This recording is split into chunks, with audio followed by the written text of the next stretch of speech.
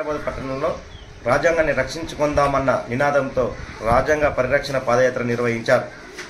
IB guest house నుంచి అంబేద్కర్ విగ్రహం వరకు వెళ్ళి అక్కడ అంబేద్కర్ పూలమాల వేసిన అనంతరం అంబేద్కర్ విగ్రహం నుంచి పట్టణ శివార్ల వరకు భారీ ఎత్తున ర్యాలీ నిర్వహించారు. ఈ కార్యక్రమంలో జైరాబాద్ నియోజకవర్గ ఇన్ఛార్జ్ ఏ చంద్రశేఖర్, జిల్లా అధ్యక్షురాలు నిర్మల జగ్గారెడ్డి, వివిధ మండల పార్టీ అధ్యక్షులు, కాంగ్రెస్ పార్టీ ముఖ్య నాయకులు, ప్రజలు అత్యధికంగా పాల్గొని ఈ ర్యాలీని భారీ ఎత్తున నిర్వహించారు.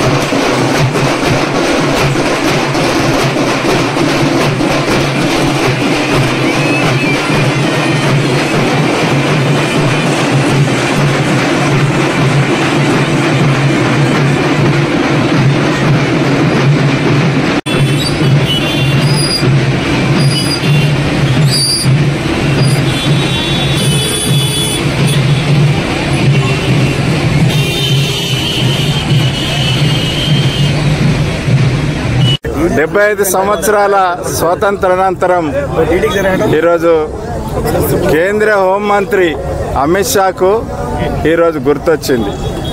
ఆయన అమిత్ షా ఏ రకంగా ఈరోజు హోంమంత్రి అయినది అనే జ్ఞానం కూడా లేకుండా ఈరోజు రాజ్యాంగం అవసరం లేదు, అంబేద్కర్ గారిని పూజించాల్సిన అవసరం లేదని చెప్పేసి పార్లమెంట్లో చెప్పిన పరిస్థితిలో ఈరోజు భారతదేశం అంతా కూడా కాంగ్రెస్ పార్టీ కాదు, అన్ని కులాల వారు, అన్ని మతాల వారు ఈరోజు అంబేద్కర్ గారు రాసిన రాజ్యాంగం ప్రకారం అందరికీ సమాన హక్కులు వచ్చిన తరుణంలో ఆ విధంగా కామెంట్ చేసిన అమిత్ షాను వెంటనే బర్తరఫ్ చేయాలని చెప్పేసి మేమందరం కూడా భారతదేశం అంతా కూడా డిమాండ్ చేస్తూ ఉన్న పరిస్థితులు.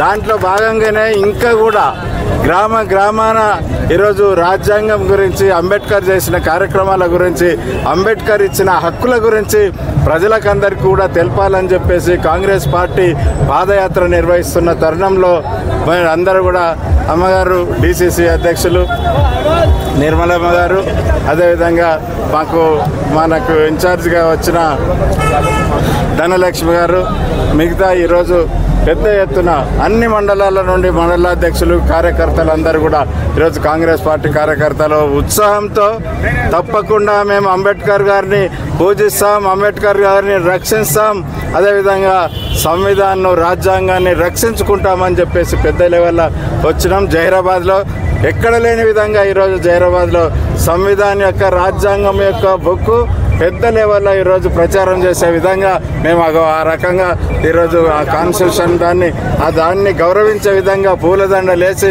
ఈరోజు ప్రతి ఒక్కరికి కూడా తెలిసే విధంగా ఈ కార్యక్రమాలు నిర్వహిస్తున్న తరుణంలో కాంగ్రెస్ పార్టీ నాయకులకు, కాంగ్రెస్ పార్టీ లీడర్లకు, ప్రతి ఒక్కరికి కూడా మీకు ప్రత్యేకంగా ఈ కార్యక్రమానికి వచ్చినందుకు, అదేవిధంగా సంవిధానం రక్షించాలని ముందుకొచ్చిన నా వాళ్ళకందరికీ కూడా ప్రత్యేకంగా నేను ధన్యవాదాలు తెలుపుతూ సెలవు తీసుకుంటాను. నమస్కారం. జహీరాబాద్ కాన్స్టిట్యున్సీలో మరి పెద్ద ఎత్తున జై బాపు, జై భీమ్, జై సంవిధాన్ కార్యక్రమాన్ని మరి ముందుకు తీసుకెళ్తున్న మరి ఇన్ఛార్జి చంద్రశేఖర్ గారికి, మరి కాన్స్టిట్యున్సీ ఇన్ఛార్జి వచ్చిన ధనలక్ష్మి గారికి, మరి ఇక్కడ విచ్చేసిన సోదరులకి, సోదరులందరూ కూడా మండల president, block president, town president అందరికీ కూడా నమస్కరిస్తూ ఈ కార్యక్రమం ఏఐసి నుంచి పిలిపివ్వడంతో భారతదేశం మొత్తం కూడా ఈ కార్యక్రమం చేయడం జరుగుతుంది.